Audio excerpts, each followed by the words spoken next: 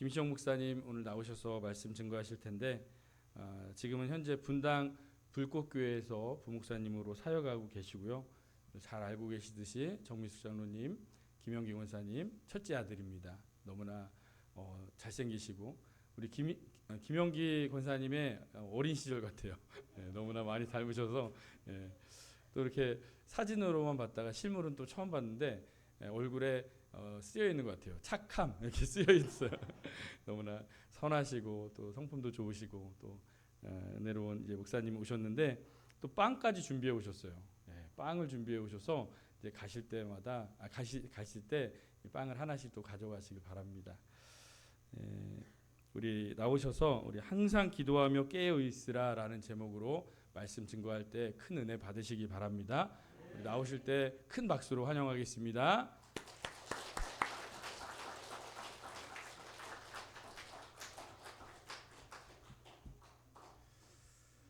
할렐루야. 예, 제 소개는 따로 하지 않아도 되겠죠? 네. 네, 제가 이렇게 단에 서게 되니 참 감회가 새로운 것 같습니다.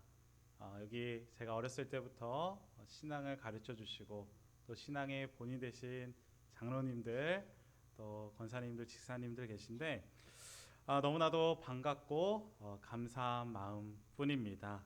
제가 계산을 한번 해보니까 제가 천등교회를 떠난 지 딱 10년이 되었더라고요. 제가 25살 때 이제 동대문 교회로 사역을 나가게 되었고 이제 35살이니까 딱 10년이 된 것입니다. 얼마나 또 감사하고 또 불러주셔서 너무나도 은혜가 되는지 모르겠습니다. 제가 이렇게 10년 만에 이 자리에 또 설교를 준비하고 또 이 자리에 서 보니까 드는 마음이 한 가지가 있었습니다. 그것은 무엇이냐면 우리 교회가 우리 천등교회가 제 모교 자랑스러운 제 모교 천등교회가 참 소중하구나라는 마음이 계속해서 들었습니다. 제가 교회를 떠난 이후에도 가끔 저희 부모님 댁에 오면 지나가다 들려서 기도도 하고 또 이렇게 교회도 둘러보고 그랬습니다. 제가 처음 전도사로 사역제에 나갔을 때 얼마나 힘들었는지 모르겠습니다. 또 새로운 사람들과 관계해야 되고 또 모르던 것들도 배워야 되니까 참 쉽지 않았습니다. 그런데 그럴 때마다 이런 생각 들었습니다. 역시 우리 모교 천등교회가 정말 편하고 좋은 교회구나. 이런 생각으로 제가 가끔씩 와서 기도도 하고 둘러보기도 했던 것 같습니다. 그래서 저는 확신합니다. 우리 천등교회는 참 좋은 교회입니다.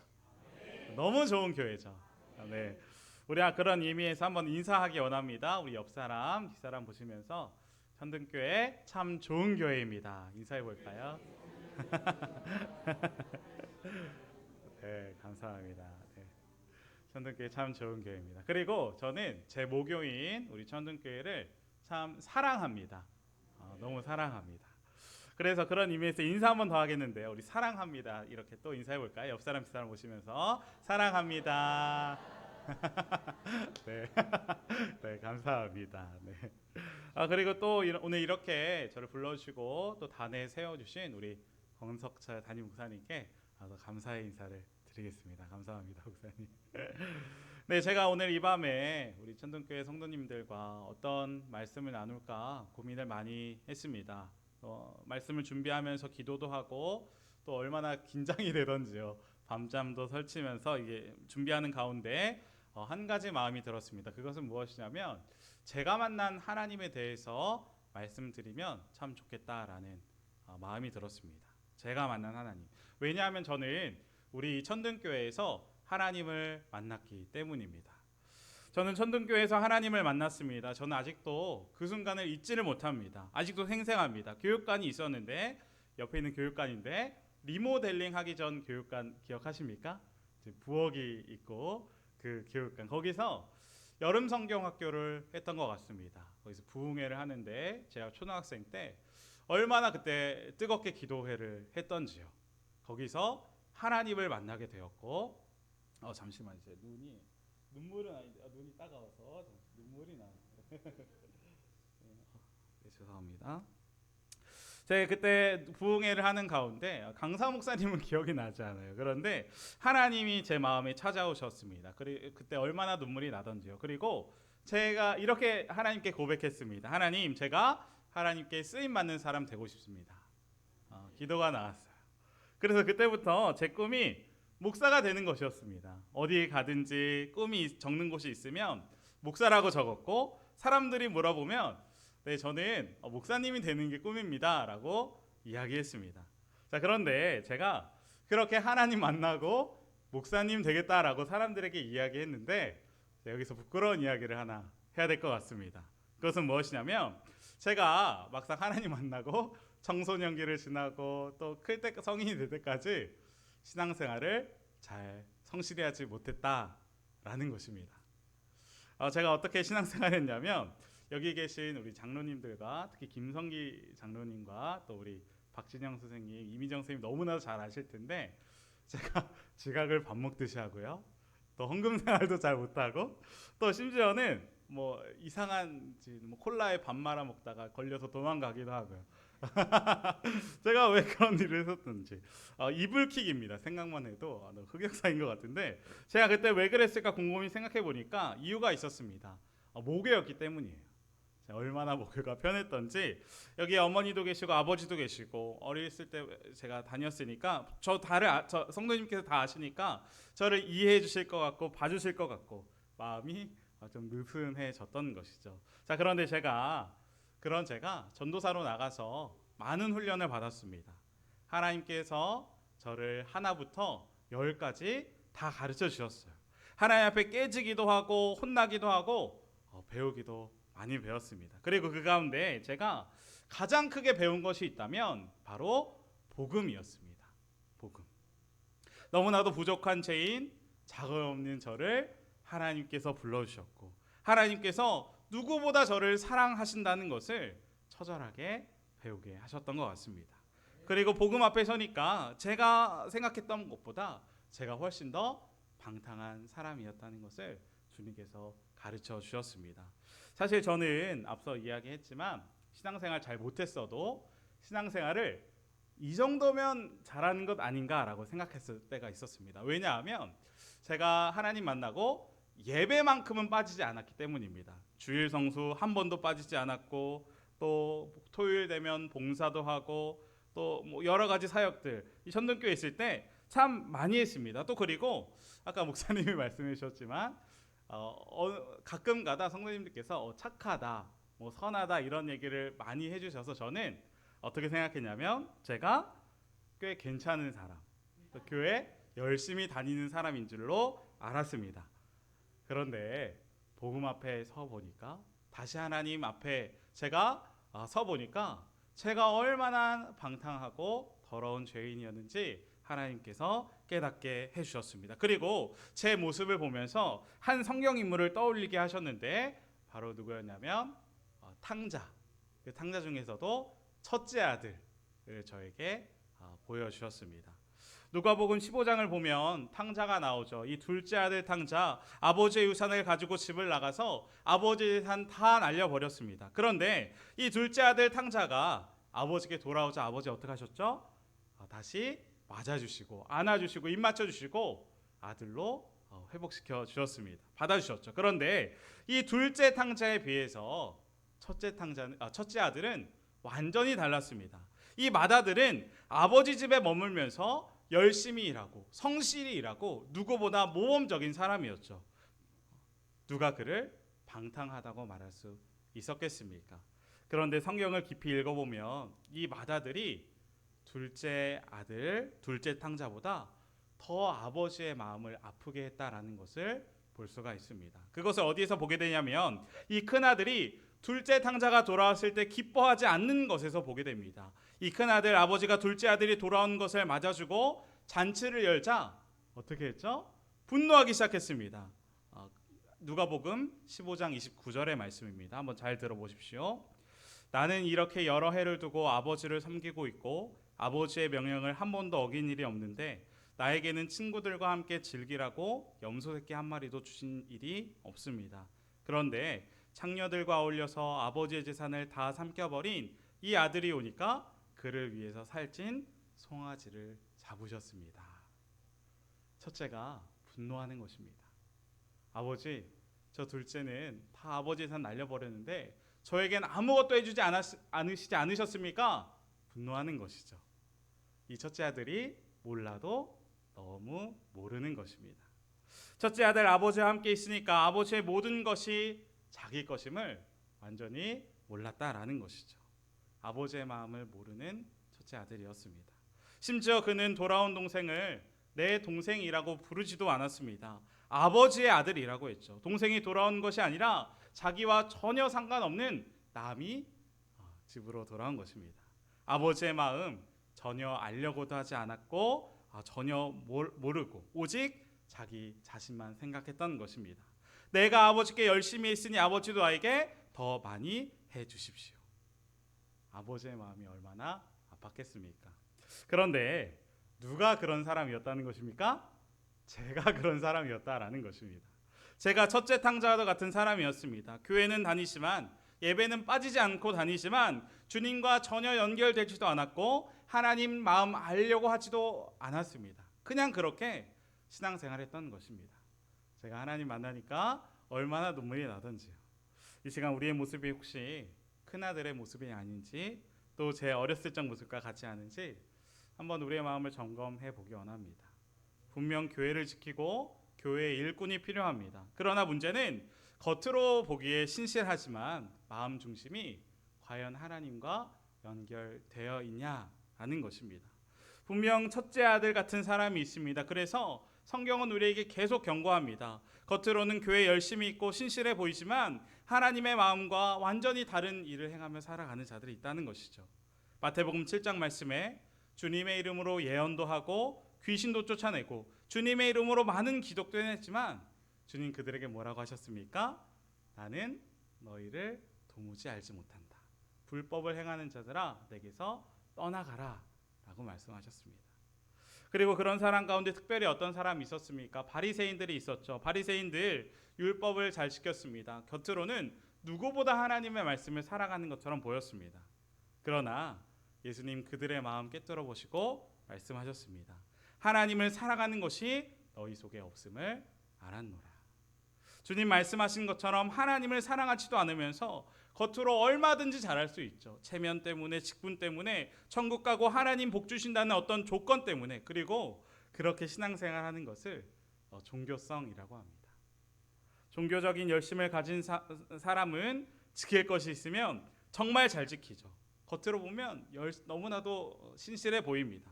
그러나 종교성이 가진 사람 특징은 분명합니다. 다른 사람에 대해 비판적이고 판단합니다. 저 사람은 저게 문제야. 저 사람은 왜 저럴까? 남을 깎아내림으로 자기 자신을 드러내는 사람이죠. 그리고 그것을 주님이 원하시는 모습이 절대 아닐 것입니다. 그래서 바리새인들이 예수님을 십자가에 못 박아 죽인 거 아닐까 싶습니다. 예수님 십자가에 단 사람들 분명 율법을 철저히 지킨 종교인들이었습니다. 세리가 아니었죠. 창녀가 아니었습니다. 외형적으로 가장 깨끗한 사람, 보이기에는 경건하고 율법을 너무나도 잘 지켰던 그 사람들이 예수님을 십자가에 매단 것입니다. 그만큼 종교성이 무섭다라는 것입니다. 나는 옳고 나만 맞고 너는 틀리다라고 말하기 때문입니다. 그래서 주님 바리새인들을 향해 다음과 같이 말씀하셨습니다. 바리새인들은 돈을 좋아하는 자들이라. 아멘. 사람들에게 겉으로는 신실하게 보이지만 실제로 그 마음이 돈을 향해 있고 자기 자신만 향해 있다면 하나님 마음이 얼마나 아프겠습니까? 제가 그 사실을 깨닫는 날 저는 완전히 무너지는 것만 같았습니다. 하나님이 제 눈 열어주셔서 제 안에 있는 추악하고 방탕함 보게 하셨습니다. 그리고 제가 얼마나 비참한 사람인지, 얼마나 은혜가 필요한 사람인지 깨닫게 해주신 것입니다. 네, 이 시간 우리가 우리 안에 첫째 아들과 같은 이 방탕함이 우리 안에 있진 않은지 돌아보기 원합니다. 우리가 전심으로 하나님 사랑하고 계십니까? 하나님 마음과 하나 되어 계십니까? 아니면 여전히 나 자신이 중심이고 판단하며 정죄하며 인정을 갈망하며 살아가고 있지는 않습니까? 분명 하나님 우리에게 말씀합니다. 로마서 5장 8절 말씀입니다. 우리가 아직 죄인 되었을 때 그리스도께서 우리를 위하여 죽으심으로 하나님께서 우리에 대한 자기 사랑을 확증하셨느니라. 아멘. 그리고 주님께서 우리에게 보여준 그 사랑은 우리가 잘나서, 내가 예배 잘 나와서, 내가 어떤 말씀을 잘 지켜 선한 행동을 많이 해서 주신 사랑 아니었습니다. 사랑 받을 만한 자격 없었지만 그래도 하나님께서 우리를 사랑하시기로 작정하신 것이죠. 그리고 더 나아가 그 사랑은 말만 하는 사랑 아니었습니다. 하나님 말로만 우리를 사랑하시고 마음속으로 우리를 한심하게 여기고 답답해 하시는 하나님 아니셨습니다. 하나님 하나뿐인 아들을 우리에게 주실 정도로 그만큼 우리를 사랑하신 하나님입니다. 그리고 더 은혜가 되는 것은 그 주님 지금 어디 계십니까? 우리 마음 가운데 함께 하시는 줄 믿습니다. 그 예수님께서 지금도 우리의 새 생명 되셔서 우리 안에 거하십니다. 갈라디아서 2장 20절 말씀이죠. 내가 그리스도와 함께 십자가에 못 박혔나니 그런즉 이제 내가 사는 것 아니요 오직 내 안에 그리스도께서 사시는 것이라. 아멘. 그렇습니다. 우리는 복음 앞에 세상의 가치관, 세상의 방법과 전혀 다른 새로운 기준으로 살아갈 수밖에 없는 자들입니다. 세상은 기브 앤 테이크입니다. 주는 게 있어야 받는 게 있죠. 또 눈에는 눈, 이에는 이입니다. 받은 것 있으면 똑같이 다 갚아줘야 합니다. 그러나 예수님 믿는 우리는 다르다라는 것입니다. 주님께서 우리를 값없이 거저 사랑하셨으니 우리도 이제 사랑할 수 있고, 주님이 우리를 용서해 주셨으니 우리도 이제 용서해 줄 수 있는 놀라운 새로운 기준이 생겼다라는 것입니다. 여전히 우리 가운데 세상의 가치관, 우리의 죄가 우리를 지배하려고 하겠지만 그때마다 우리가 반드시 붙잡기 원합니다. 새 생명 되신 주님께서 우리와 함께하고 계십니다. 이제 우리가 죄를 이길 수 있는 강한 힘이 생겼습니다. 나는 죽었다. 주님이 나의 생명 되신다. 주님이 나의 주인 되신다. 우리가 그렇게 선포하며 나아갈 때, 주님 붙들며 나아갈 때 죄는 우리를 다스릴 수도 없고 지배할 수 없을 것입니다. 로마서 6장 11절 말씀입니다. 이와 같이 너희도 너희 자신을 죄에 대하여는 죽은 자요 그리스도 예수 안에서 하나님께 대하여는 살아있는 자로 여길지어다. 아멘. 우리가 죄에 대해서는 죽고 주님으로 살아났다는 그 진리를 붙잡으며 나아가기를 주님의 이름으로 축원드립니다. 네, 제가 일기를 쓰고 있습니다. 그 중에서 여러 일기들이 있는데 그 중에서 한 부분을 좀 읽어드리려고 합니다. 부끄럽지만 너무 연약하지만 한번 잘 들어보십시오. 아내와 사소한 일로 다투게 되었다. 아무것도 아닌 일에 대해 자존심 세웠고 목소리가 커졌다. 한번 감정이 뒤틀려 좀처럼 감정 조절이 어려웠고 시간이 지나자 나의 마음에 기쁨이 없다는 게 깨달아졌다. 영적으로 정상이 아니었다. 비로소 내 마음에 주님이 주장하게 하지 못했다는 생각 들었다. 내 심한 말로 아내를 힘들게 한 것 같아 미안한 마음 들었다. 그리고 더 나아가 아내를 사랑으로 대하라는 마음 들었다. 주님 말씀이 분명하다. 그래서 먼저 주님께 회개했다. 그리고 아내의 마음이 풀어지도록 기도했다. 이 아내에게 먼저 다가가 사과했고 아내는 사과를 받아주었다. 원래라면 싸운 그날 말도 하지 않고 그냥 잤을 텐데 사과를 하고 화해하니 오히려 마음에 기쁨이 충만했다. 예수님, 제가 더 죽어지는 역사가 있게 해주세요. 네, 제 사소한 이야기지만 분명 우리가 결단한다면, 나는 예수님과 함께 죽고 예수님으로 살기 결단한다면 분명 주님 역사하실 줄 믿습니다. 오늘 이 시간 우리가 정말 결단하며 나아가기 원합니다. 내가 나의 주인 되어 살아갔다면 회개하기 원합니다. 그리고 매일매일 십자가 앞에 죽어지기 원합니다. 나는 죽고 예수님으로 살아가기 원합니다. 그럴 때 우리의 죄가 끊어지고 가정이 회복되고 걱정과 염려가 바뀌어서 감사와 기쁨으로 바뀌어지는 놀라운 역사가 있을 줄 믿습니다. 자, 그리고 제가 복음 앞에 두 번째로 깨달았던 것이 있습니다. 그것은 무엇이냐면 제 안에 술 취함이 있었다라는 것입니다. 술 취함. 많은 세상 사람들이 술을 마십니다. 그리고 술을 몇 병 마셨냐로 자랑하기까지 하죠. 그렇게 술을 많이 먹는다라는 것입니다. 그래서 제게 어떤 분이 이런 말까지 한 게 기억에 남습니다. 저에게 술을 권하면서 다른 주님이 있다는 것입니다. 다른 주님이 있는데 그 주님을 영접하면 기쁨이 있다라고 저에게 얘기하는 것입니다. 근데 저는 술을 한 번도 먹어보지 않아서 왜 술을 먹는지 잘 모르겠습니다. 아마도 제가 생각하기에 술을 마시면 행복하기 때문에 고통도 잊어버리고 그냥 그 순간이 행복하기 때문에 먹는 거 아닐까 생각하게 되는데, 자, 그러나 술 취하는 것은 꼭 어떤 소주나 맥주를 마시는 것만이 취하는 것이 아닌 것 같습니다. 술 취하는 것처럼 우리의 마음을 세상에 취하게 만드는 것들이 있다라는 것입니다. 네, 저희 딸 사랑이가 저기 뒤에 있는데요. 사랑이가 진짜 장난감이 많이 있습니다. 인형도 사달라고 하고 스티커도 사달라고 하고, 딸이 그렇게 사달라고 하는데 어떻게 아빠가 안 사줄 수가 있겠습니까? 그래서 이제 인형들을 하나하나씩 다 사주는데, 문제가 뭐냐면 장난감 사주면 그 흥미는 잠깐이고 그 장난감들이 방구석에 막 굴러다니기 시작한다라는 것입니다. 장난감들이 금방 질리니까 실증 나서 새로운 인형 사달라고 하고 또 새로운 스티커 사달라고 하고 그렇게 떼쓰는 것이죠. 물론 아이니까 그럴 수 있지 생각할 수 있습니다. 그런데 어느 날 제가 깨달았습니다. 사랑이와 똑같은 그 모습이 제 안에도 있음을 깨닫게 되었습니다. 우리도 그렇지 않습니까? 무언가를 손에 넣기 전에는 그게 인생의 전부처럼 느껴집니다. 그러나 막상 그것을 내가 원하는 것을 손에 넣으면 어떻습니까? 금방 허무함이 밀려오죠. 아무리 가져도 채워지지 않는, 아무리 누려도 만족하지 않는 그런 공허함이 우리에게 있다라는 것입니다. 제가 얼마 전 한 성도님께 정신이 번쩍 드는 말을 들은 적이 있습니다.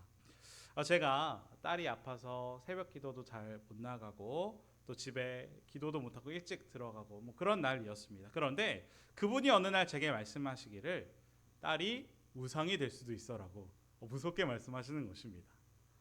정말 정신이 번쩍 들었습니다. 사실 맞는 말 같습니다. 딸 바라보느라 경건 생활도 하지 못하고 기도도 하지 못하는 하나님께서 저를 책망하신다는 것이 느껴지게 된 것이죠. 그렇습니다. 우리의 마음을 빼앗아서 취하게 만드는 것들이 있다라는 것입니다. 그것이 돈, 물질이 될 수도 있고 쇼핑이 될 수도 있고 드라마가 될 수도 있습니다. 심지어 자녀가 될 수도 있죠.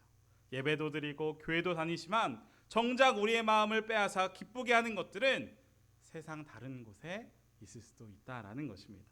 은근슬쩍 예수님 아닌 것들로 기쁨을 얻으며 살아가고 있다면 그리고 내가 어디서 기쁨을 얻고 무엇에 취해 있는지 내 마음을 살펴본다면 진짜 우리 인생의 주인이 누구인지 드러나게 된다라는 것입니다. 이 밤 우리가 우리를 취하게 하는 것들이 있다면 끊어내기 원합니다. 탕자가 자신이 즐기던 것 다 끊고 자신이 취했던 것 끊고 세상의 주염 열매와 같은 것 다 끊고 아버지에게로 돌아간 것처럼 우리도 이 밤 하나님께 다시 한번 돌아가기 원합니다. 분명 하나님만이 우리의 진짜 기쁨 되십니다. 하나님만이 우리의 마음 공허함, 술 취함 멈추게 하실 줄 믿습니다. 주님, 어떤 것으로 채워지지 않는 제 마음 주님으로만 채워 주옵소서. 기도하며 나아가는 그 결단이 있으시기를 주님의 이름으로 축원드립니다.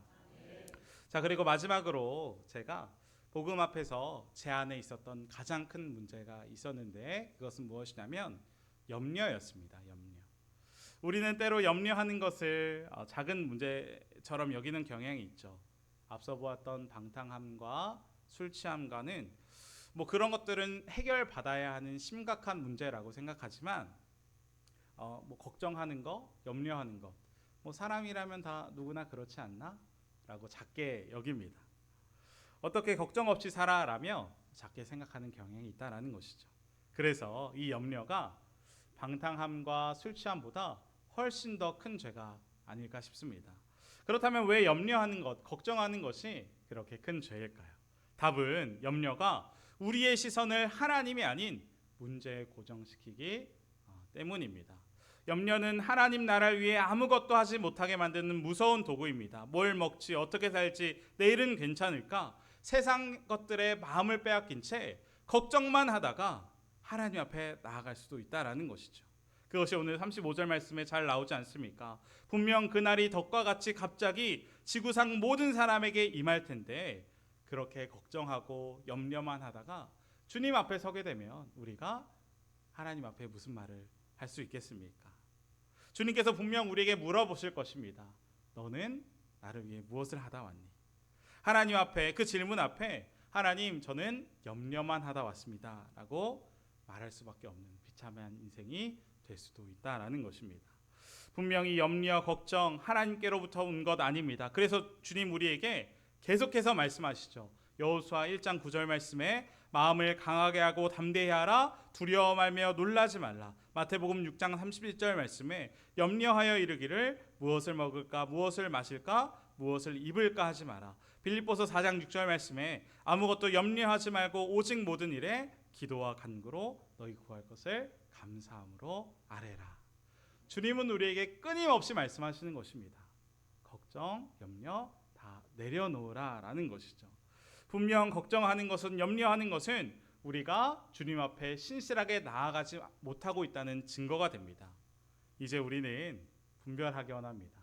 내가 걱정만 하고 있다면, 염려하고 있다면 그냥 그렇지 넘기는 것이 아니라 주님 원하시는 모습이 아니야 라고 그 염려와 걱정을 대적해야 될 줄 믿습니다.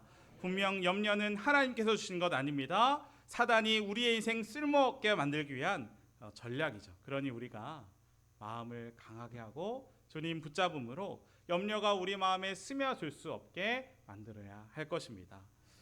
오늘 말씀을 묵상하면서 제 안에도 염려가 너무나도 많이 있다라는 것을 기억하게 되었습니다. 저도 염려가 참 많이 있는데 그 염려 가운데 하나가 어떤 것이었냐면 바로 설교입니다. 설교하는 게 제가 얼마나 염려가 되는지요. 설교 준비가 제 마음을 참 무겁게 할 때가 많이 있습니다. 하나님 은혜 주시지 않으면 어떡하지? 쓸 게 없으면 어떡하지? 아이러니하게 설교하는 것 때문에 하나님을 기쁘시게 하지 않는 염려하고 있는 자신을 발견했습니다. 그래서 제가 설교 준비하는 가운데 기도하며 나아갔습니다. 주님 도와주십시오. 은혜 주실 건 믿습니다. 주님 함께하여 주십시오. 그렇게 기도하며 나아가면서 설교를 준비해서 제가 이 자리에 서 있게 된 것이죠. 네, 제가 예전에 저희 부모님 댁에 갔다가 너무나도 은혜가 되는 것을 보게 되었습니다. 그것은 무엇이냐면 저희 증조 할아버지의 양력이었습니다. 저희 증조 할아버지는 김하경 권사님이신데 증조 할아버지가 소천한 후 누군가가 저희 증조 할아버지의 삶을 짧은 한 5페이지, 6페이지 되는 것으로 요약한 그 책을 제가 보게 되었습니다. 그런데 그 양력 써놓은 것이 다 한자로 돼 있더라고요. 그래서 한동안 제가 읽지 못하다가 최근에 뭐가 나왔죠? GPT가 AI가 나왔습니다. 그래서 그 내용에 도대체 뭐가 쓰여 있는지 궁금해서 GPT로 사진을 찍어서 이제 그 한자들을 해석해 봤습니다. 그런데 그 양력의 마지막 부분이 저에게 너무나도 큰 은혜가 되었습니다. 제가 한번 읽어드리겠습니다. 김학원 권사님, 애석하게도 병을 얻으셔서 고통이 많으셨으나 아무 효험이 없으시던 중 1955년 11월 26일 오전 3시에 주님 품 안에서 안식하시고 영원한 하나님 나라로 가셨다. 권사님이 천등교회를 위해 남기신 헌신과 수고는 이 몇 줄의 기록으로는 다 표현할 수 없을 만큼 크고 귀한 것이었다. 이렇게 딱 양력이 끝나더라고요. 아시는 분은 아시겠지만 저희 증조 할아버지 처음 복음을 받아들이시고 저희 집에서 천등리에서 저희 집에서 성도님들이 다 모여서 함께 예배를 드렸죠. 가정 예배를 드리다가 함께 마음을 모아서 이 천등교회를 세우는 역사가 일어나게 되었습니다. 그리고 제가 그 양력을 읽으면서 이런 생각 들었습니다. 증조 할아버지 염려하며 인생 보내신 분이 아니라 정말 하나님 나라 바라보며 그렇게 인생을 사신 분이구나. 이제 우리가 그 배턴을 이어받아야겠다라는 생각을 하게 되었습니다. 네, 우리가 기억하기 원합니다. 우리가 삶 가운데 염려, 걱정이 찾아올 때마다 하나님은 신실한 분이다. 우리가 하나님 나라와 의를 먼저 구할 때 모든 것 다 더해 주시겠다고 약속하신 주님 아니겠습니까? 그 주님 붙잡자. 정말 아무것도 없는 이 자리에 주님의 교회가 세워지지 않았습니까? 우리가 믿음으로 나아갈 때 그 약속 믿고 붙잡을 때 우리 안에 있던 염려 다 떠나가고 주님 주시는 기쁨으로 살아가게 될 줄 믿습니다. 네, 오늘 말씀을 나눴던 것처럼 우리는 영적으로 방탕할 수 있습니다. 또한 예수님보다 다른 것들에 취해 살아갈 때도 있죠. 또 어리석은 마음 품고 살아갈 때도 있습니다. 그리고 생활 염려에 완전히 얽매이면서도 그것이 얼마나 심각한 문제인지 깨닫지 못한 채 살아갈 수도 있습니다. 그렇게 되면 어떻습니까? 우리 마음이 둔해지죠. 주님의 은혜를 느낄 수도 없고 말씀의 감격이 사라지고 기도의 자리도 무뎌지게 되는 것입니다. 그러나 그때마다 우리가 다시 한번 기억하기 원합니다. 분명 오늘 본문 말씀처럼 예수님 우리 마음 가운데 영광의 빛으로 임하고 계신다라는 사실입니다. 문제는 주님의 빛이 약한 것 아니라 우리 눈이 가려져 있다는 것이죠. 주님은 고린도후서 4장 4절에 말씀합니다. 이 세상의 신이 믿지 않은 자들의 마음을 혼미하게 하여 그리스도의 영광의 복음의 강체가 비치지 못하게 하니 그리스도는 하나님의 형상이라. 아멘. 네, 방탕함, 술 취함, 이 염려 그런 것들로 인해 우리 눈이 영적인 눈이 가려지게 된다면 우리가 그 복음을 보지도 알지도 못하게 된다라는 것입니다. 이 시간 우리가 붙잡기 원합니다. 우리가 십자가를 통해 얼마나 큰 은혜 받은 자들인지, 예수님을 통해 우리가 얼마나 큰 사랑 받은 자들인지, 주님의 보혈의 능력이 우리 안에 다시 한번 강력히 임하기 원합니다. 그래서 이 밤 정말 기도하기 원합니다. 하나님, 죄 안에 그 악한 마음 다 몰아내 주옵소서. 그래서 정말 우리가 혼미해진 제 마음 깨우시고 주님 안에 부끄럽지 않도록, 주님 앞에 설 때 부끄럽지 않은 인생이 될 수 있도록 붙잡아 주옵소서. 그렇게 기도하며 나아갈 때 분명 우리 안에 있는 모든 방탕함, 술 취함, 생활의 염려 다 끊어지고 떠나가게 될 줄 믿습니다.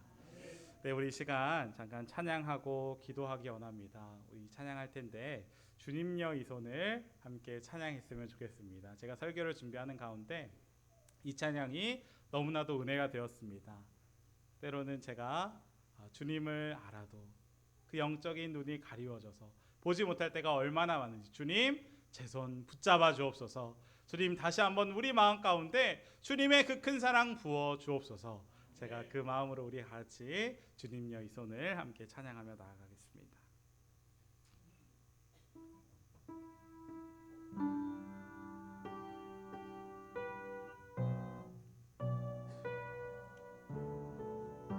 주님여